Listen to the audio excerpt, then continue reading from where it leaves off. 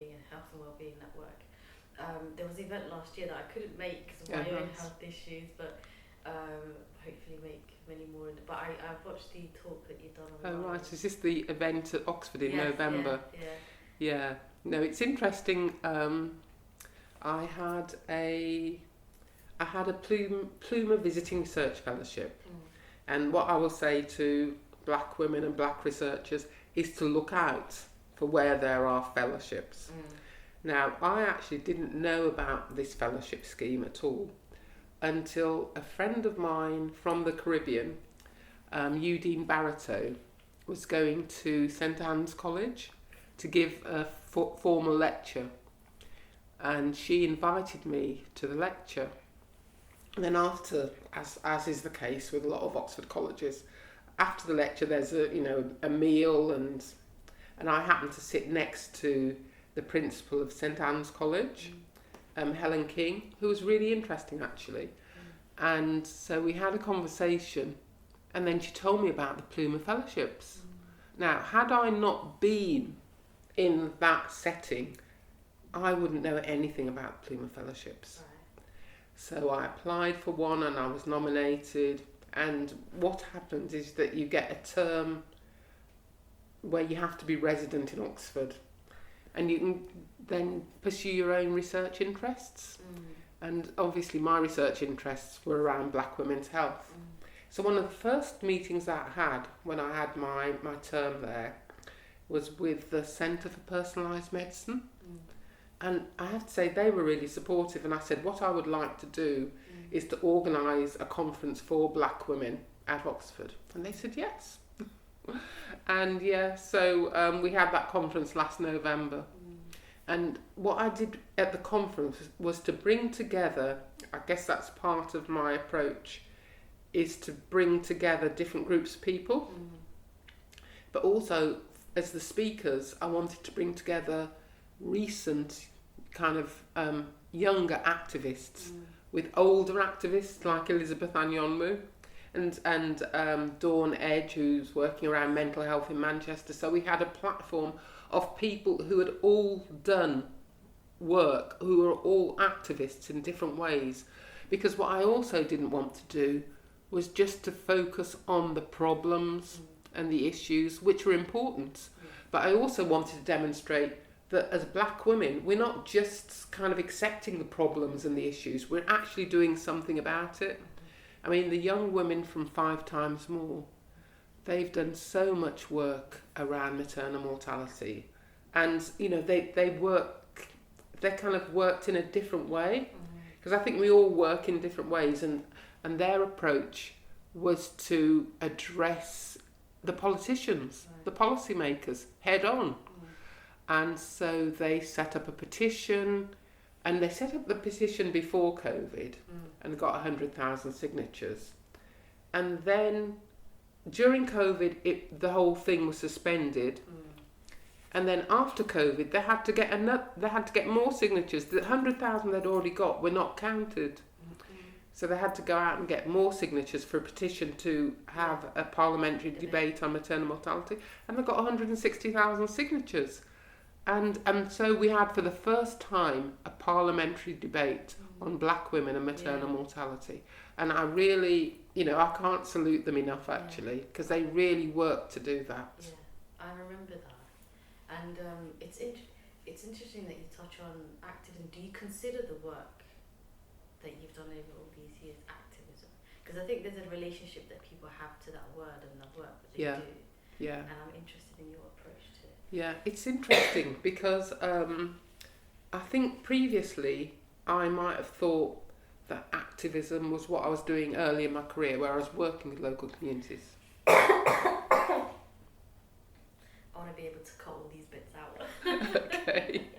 Thank you for your patience. Okay. So where I was working with local communities, going on rallies, going to different kind of public meetings, and yet I've continued that activism, but in different ways. I guess the activism that I do now is through my research, through my writing, through my publications, through speaking at conferences. But that is important activism in and of itself. And one of the people that I've admired since I was 17, and I still admire, and I always want to be like her, is Angela Davis. And so, you know, she had, you know, that period of political activism where she was accused of shooting somebody with a gun and went on trial. But she was a university professor at that time.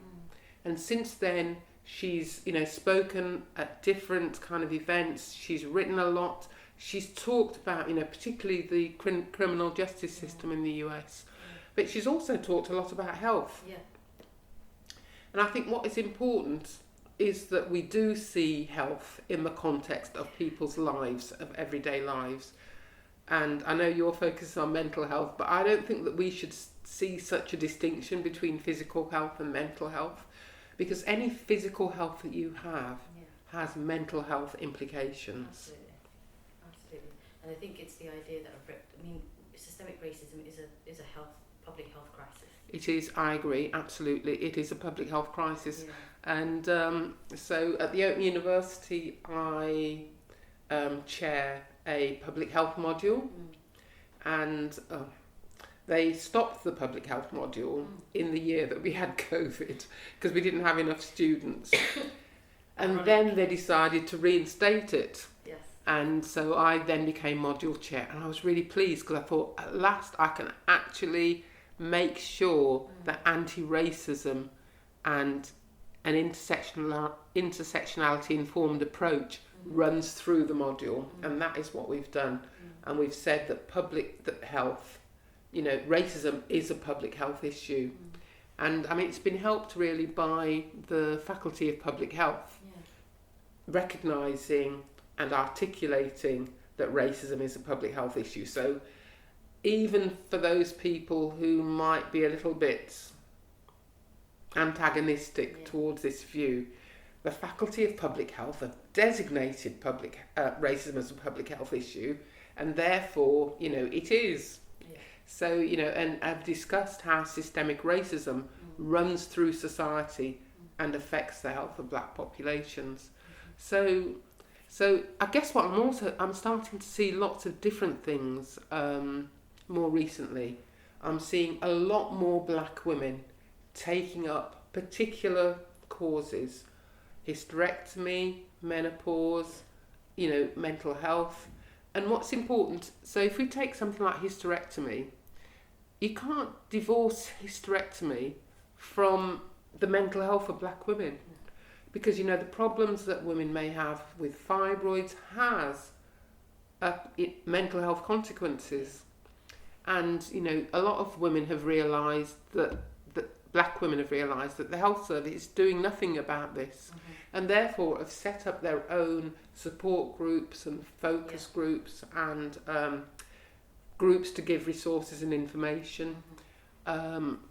Publications like Black Ballad have actually had publications on a lot of health issues. And what I'm just really kind of pleased to see this running through, not as a separate issue as such, but running through, that health is running through everything that we do. Yeah, absolutely. And also, I mean the issue of fibroids is something that's also personal to me, but I'm also finding that a lot of the current groups that are kind of activist groups that are doing the work they're doing are very also particular in linking that work to work that has already been done.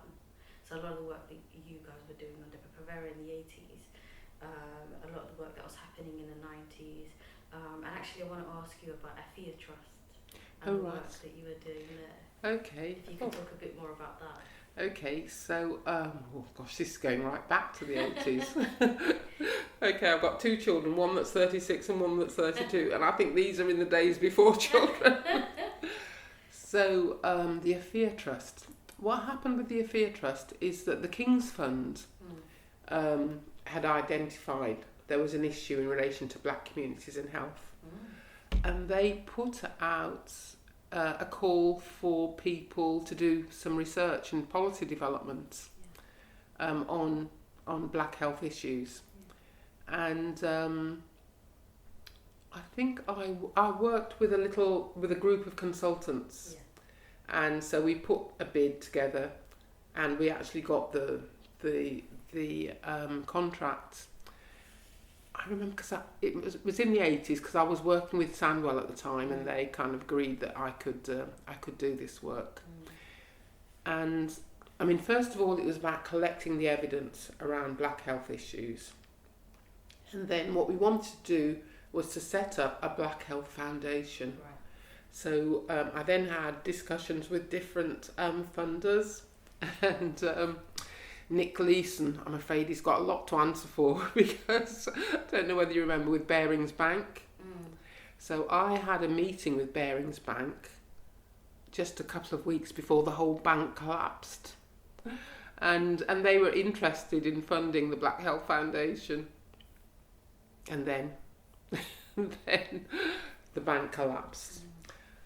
So we were looking for funding. What we wanted to do with the Black Health Foundation, as it was called then, was set up an organisation that would give policy advice and that would have funds of its own, so that it could then fund other organisations who wanted to do work around black health.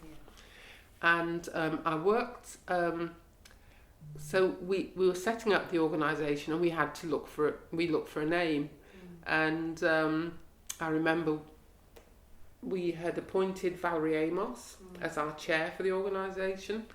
And I remember having a discussion with Valerie, and we're trying to think of a name, and I said, it has to be at the beginning of the alphabet.